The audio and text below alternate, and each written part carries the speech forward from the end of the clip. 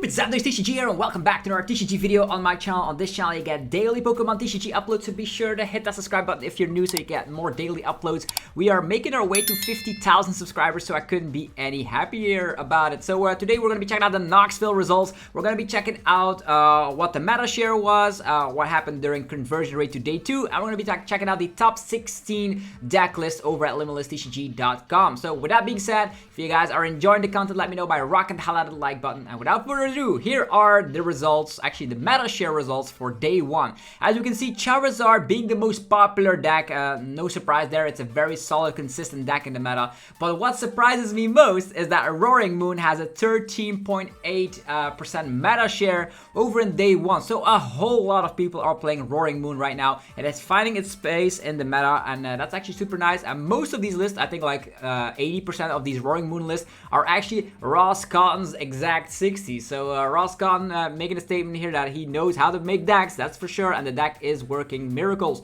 Then we have Lost-Zone Giratina being the third most popular deck. There's Lost Box decks in general, that's Sablezard, aka the Iron Hands, Roaring Moon, Lost Box Piles, and Kyogre Lost Box. They're all grouped together here with 10%. And then there's Gardevoir, 8.6%, and Miraidon dropped off really well in popularity, only 7%.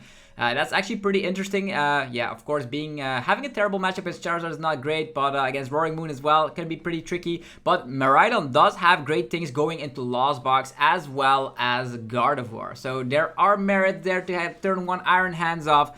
But yeah, other than that, we also get the rest of day 2, actually of day 1. So usually we don't get the meta share, what the other decks being played here, but then we have Mew VMAX, and then there's a great popularity drop here. Then there's Goldango, Snorlax Control, unidentified decks, that's like, could be like Arc Piles with Superior, etc. Then we have Chimpao and Iron Valiant. So the best of the rest in day 1. Then we take a look at the conversion rate here.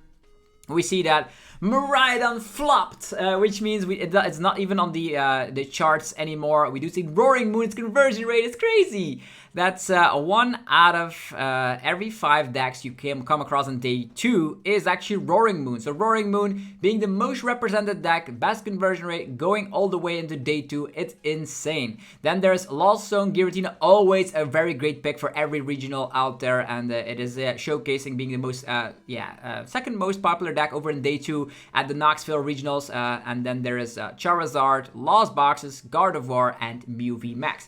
If we take a look at what happened here is that Mew VMAX took the place of Miraidon here, and all the rest of the decks are still around. So that's actually pretty interesting. We also, where is Urshifu and Teleon? Nobody is seemingly playing that currently, which is actually very interesting because it might actually be great to be playing it because of the Lost Box Spike and Gardevoir still around. But yeah, anyhow, let's take a look at the results, shall we? So these are the results. 1,367 players out there, one of the smaller regionals over in the US, and the first place winner, Ryan Antonucci, won with Gardevoir, and this is the exact 60. So a very vanilla Gardevoir list with 2 reversals. We have Artisan, Lost Vacuum, Collapse, as well as Worker as the stadium bumps, and all the rest looks very vanilla. We don't see Cresselia in here, but we do see a third copy of Rare Candy. Also something that Tor was rocking during the last regional is like the third Rare Candy really comes in clutch to, of course, get that Gardevoir out ASAP. Also, no copies of Avery being found in these successful Gardevoir lists, so there's that.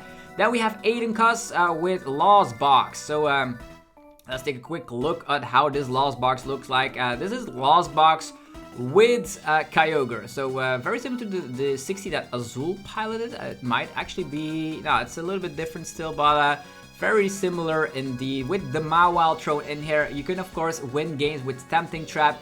Very great against stuff like Charizard and Gardevoir. If they're if they don't play Turo, they're gonna be sorry. They're gonna be trapped with the Mawile, and that is gonna be fantastic for you. You can also buy a lot of time with that. And then the late game, you of course had that Aqua Storm, being able to discard the top 5 cards of your deck, 50 damage for every energy you're discarding. So you energy recycle your energies back, you super rod some energies back, then you use Aqua Storm, and your deck is almost only energies in the mid to late game.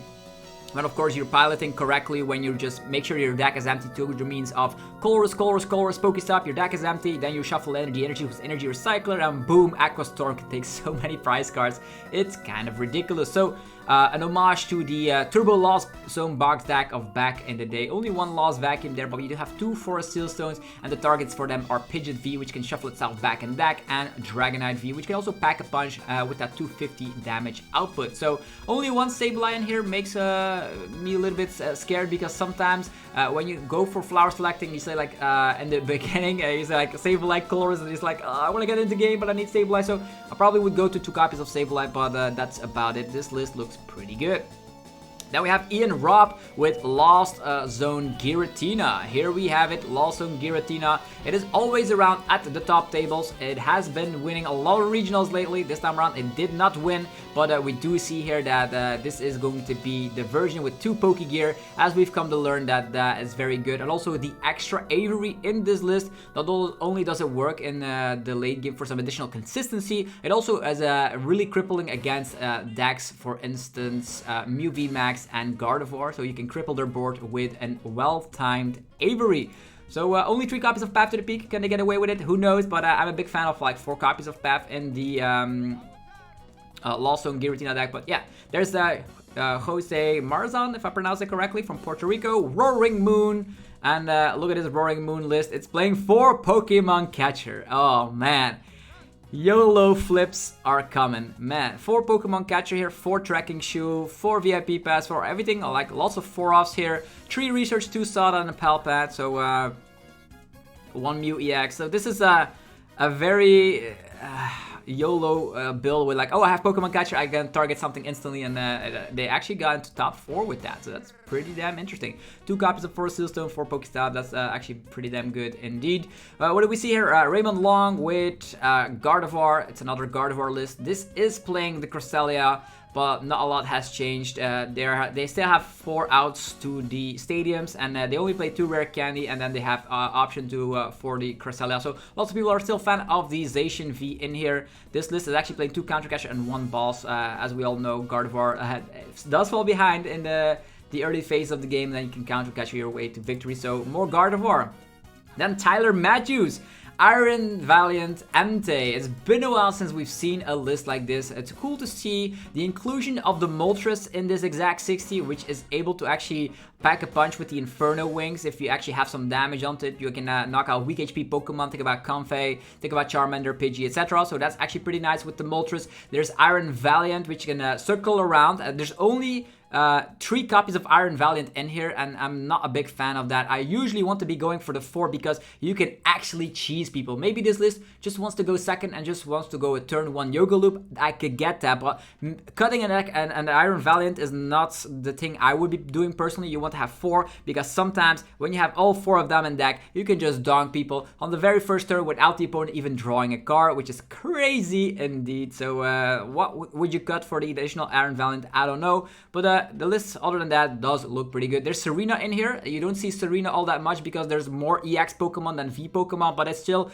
a pseudo gush / draw card, so I understand that appeal indeed, because there's still a lot of like V Pokemon around. Think about Giratina, think about Genesect, etc. So very interesting list with 1 Boss Doors and 4 Escape Rope. Radiant Zard also coming in clutch in the late game for sure.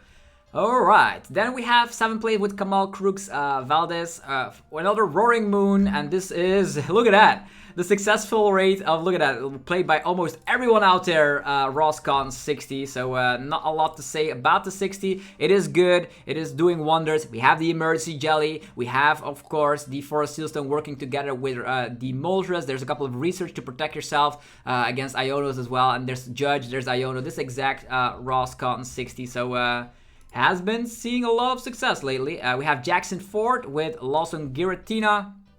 They are playing the same 60 as the Grand Haze, it seems here. So with of course the Spirit Tomb Throne in here. No Avery in this list. They do run the 1 copy of Escape Rope, and that's about it. Like, you don't see the 4 copy of the Path to the Peak, which I really love in a list like this.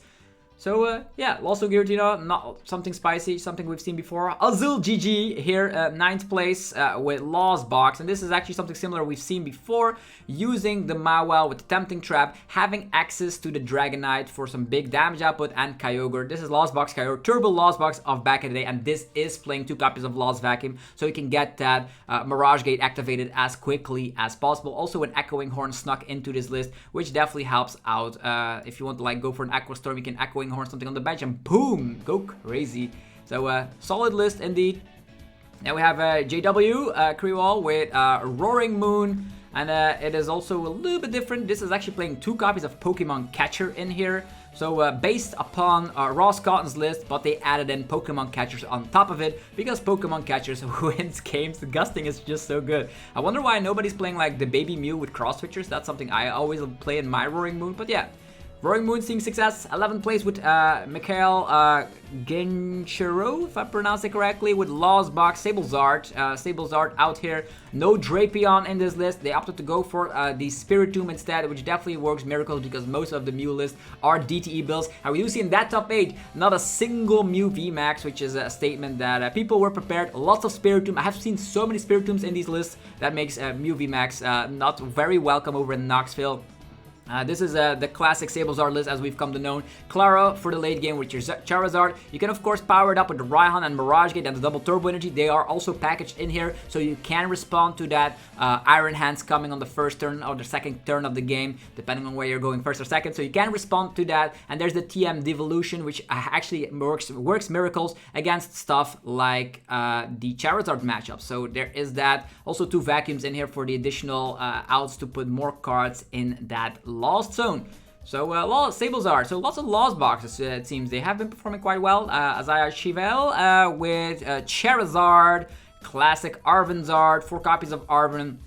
2 copies of TM Devo though. Isn't that a little bit overkill? Does work out miracles in the mirror match, and you do want to be winning those mirror matches, I suppose. But there is also the capability here of course, using Counter Catcher when you're behind, which you can fetch with Arvan. So 3 balls and a Counter Catcher, so lots of Gust. And the Radiant Charizard is very, very great in the late game to, of course, get back. Definitely against matchups like Roaring Moon. You use Rotom to draw cards with the Insta Charge, and there's Lumineon to fetch Arvan when you're going second. I think most Charizard builds are designed to go second in my opinion. If you go first, you can go for that Mew from Celebrations to fetch like VIP pass, but if you go second, you have like a more stable turn to of course go wide on your board. Rowan Stevanov with Gardevoir. And again, it seems like Zacian V has become a staple once again. People were touring around with Luxurious Escape, but it seems like Zacian is back in the list. Once again, being able to go for big damage output, the more energies there are in the discard pile, you can Psychic Embrace their energies onto the Zacian and boom. The cool thing is with Zacian, you can also easily recover it with stuff like Super Rod. This list is playing a Turo, so they have Turo and Palpat as a little bit of protection against Snorlax blocks, which actually wasn't able to pop off at all in this top 16. We have Worker, 2 stadiums and a vacuum seem to be the mainstay cards to of course bump up to the peak, and Gardevoir has been seeing so many refined lists. This list is of course playing Cresselia as well as Jirachi.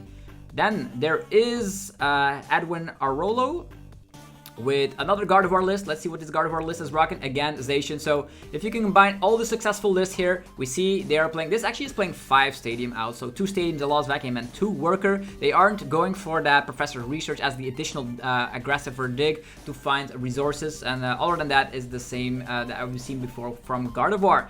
Then we have a Miraidon in here, Adam Reinhardt with Miraidon Flaffy, and it is going to be a classic build with Professor Research Iono. So this is a build we've seen countless times before. This is playing only 1 path to the peak, but they have opted to go for some more outs. Like we have Raihan, you have the double Turbo Energy, so there are ways to power up an Iron Hands once again. This is playing also the Zero Aura. It's playing Drapion for the Mew V Max matchup, and it actually is of course playing Super Rod to get some of these one-off Pokemon back, like for instance the Drapion. Also a Vacuum over another Stadium bump here. Interesting for sure. One Raikou, one Raichu. It's a little bit on the lower side in my opinion. You do have the Super Rod to get them back, but when they are priced, there's no way to find them. So it's just Miraidon. Also playing 2 copies of Arven in this exact 60. Then we have Jared Grimes, the only player that is still rocking on the Chimpao. I did make a video about this yesterday. Definitely check that out if you haven't already. This is Chimpao with Iron Hands, and it is not playing Manaphy, it is just going for a high consistency with 4 VIP Pass, 4 Ultra Ball, 3 Nazball, and then a couple of Earthen Vessels as well. So this Earthen Vessel shenanigans is very great to, of course, get your energies ASAP. You definitely want to find that lightning energy so you can go for a turn 2 Iron Hands.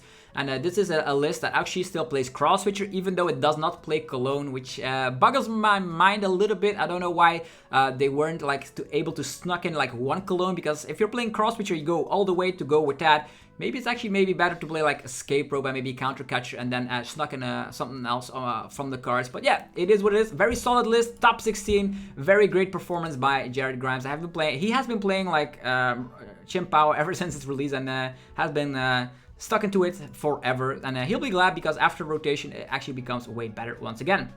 Let's see what other lists that we haven't seen before. Let's see what this Lost Box Paradox Binder Drop shenanigans with Piper Lapine.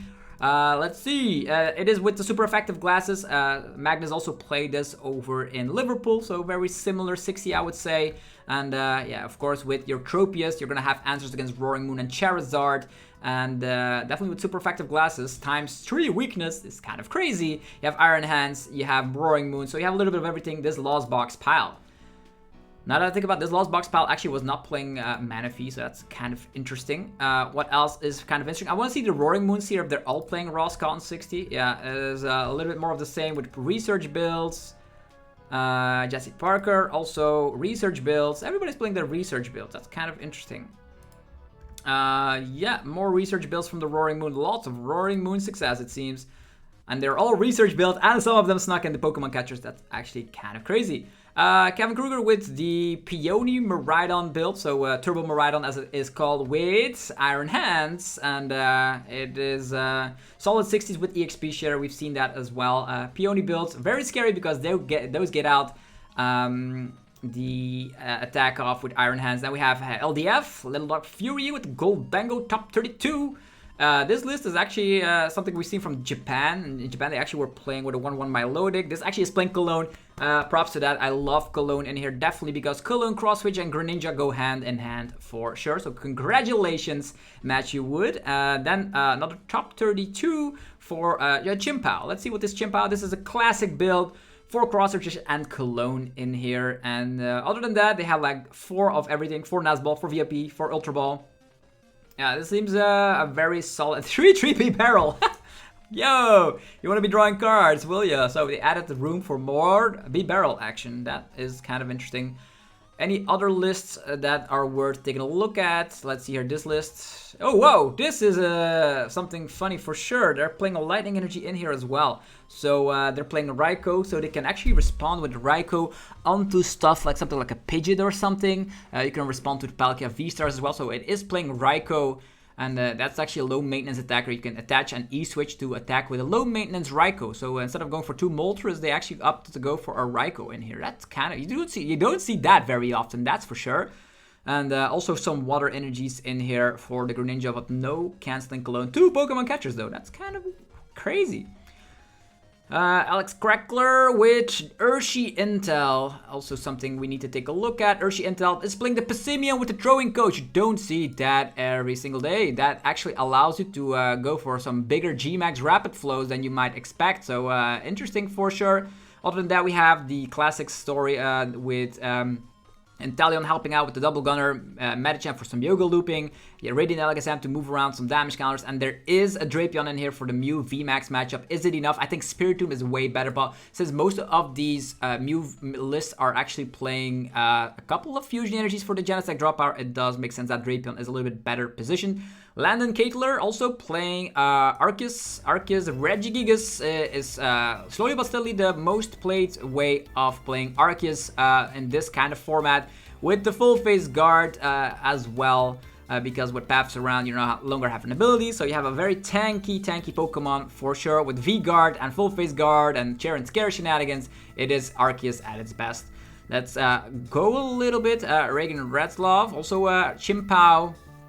Very similar, 60, with us playing that in Charlotte as well. So an interesting build with 2 Cologne and 4 Cross Switcher. So yeah, if you can get that off ASAP, that's actually very, very great. Only 8 water energies, that's a little bit on the low side for me for sure, but they actually made room to deck for the Mew VMAX matchup. Any other particular builds? I think the highest placing Mew list, I think everyone in their right mind was actually playing Spiritomb or Drapion, as we could definitely see here. So highest placing Mew, 50th place with Isaac, Whitnam, Johnson. It is DTE Mew with a 1-1 Asselgore for a Roaring Moon. A Roaring Moon out there has a target on the back right now with Raw Scott and popularizing it. And now people are, of course, still playing Asselgore. Can definitely help against Charizard sometimes as well. So Judge Path at his best with Mew V Max. Any other builds here? Snorlax, Control, Trenton Staley. Staley? I don't know if I pronounced correctly. I'm sorry. So we have this with the Bird Control, we have Luxray, we have Mawile, we have even Dunsparce to protect yourself from your weakness, we have Cheryl, as this is Control at its best. All these control cards with Echoing Horn, with Sydney, Misfortune Sister, Giacomo, Erica's Invitation, all the goodies. So yeah, that's a deck you don't want to be seeing if you don't have any answers for it. Then a couple of Anti-Iron Valiants, some Charizard, another Arceus with Makani Tran. It's also the Regigigas build. Still, lots of Fire Energies in here, but no Radiant Zard. Definitely just snuck one of them. If they bump path, you can respond with Radiant Zard for 1 energy. It's just too broken, indeed. And then, let's see, more of the same. Snorlax, Lostina, Gardevoir. A couple of Goldengo snuck into that day 2 as well, as the lists get more and more refined. There's a Claw Electrode, 105th place. If you see only Roaring Moon, your deck is good. Other than that, your deck is probably bad, but we've seen lists like this before. Yeah, 105th place, so that's interesting. And the rest is pretty much of the same. We do see a Charizard Arceus list. Is that the one with... yeah, it is the one that is using... That's just Charizard. Charizard with Arceus, so Charizard Arceus Pidgeot. So yeah. There is that. So hopefully you guys enjoyed this run through of the Knoxville Regionals. I'll be making myself ready for Dortmund Regionals this weekend. So I'm very excited to be playing once again. So it's going to be back-to-back regionals. Very good for the European scene. And hopefully you guys will be able to check that vlog. Go check out the sponsors of today's video. We have dragonshield.com. You can get 5% off using the coupon ZapdosTCG, link down below. There is yourplaymat.com, helping you, of course, create your own custom playmat. They ship worldwide and you can get 10% off right now by clicking the link down below. If you want TCG Live code cards, you can head over to PokemonStore.com and use the coupon ZapdosTCG for 5% off. If you want to support the channel even further, if you're a European player, you can use the referral name ZapdosTCG on CARDMARKET.com. Have yourself a wonderful rest of your day, and I'll see you guys later for some more Pokemon TCG content. So see you then. Peace.